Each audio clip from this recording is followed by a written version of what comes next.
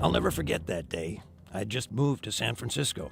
I was an engineer up at daybreak to catch the ferry boat to Sausalito. I was building a bakery there on landfill out of brick. I remember thinking, I gotta fix my chimney.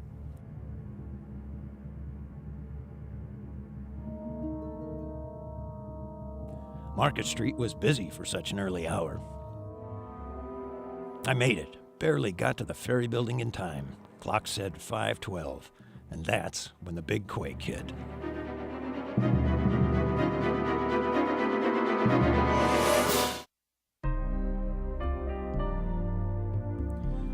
That earthquake 100 years ago brought San Francisco to its knees.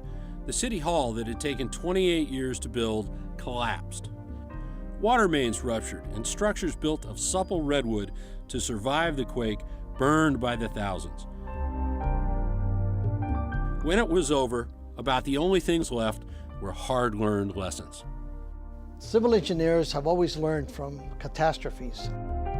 And I think that their lack of defensiveness during the 1906 fallout is part of just their natural way of looking at life.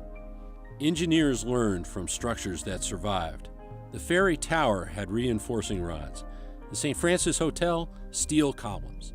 This reinforced concrete bridge, the first of its kind in America. After the earthquake of 1906, those engineers really learned, and we're the beneficiaries of that out in the public today.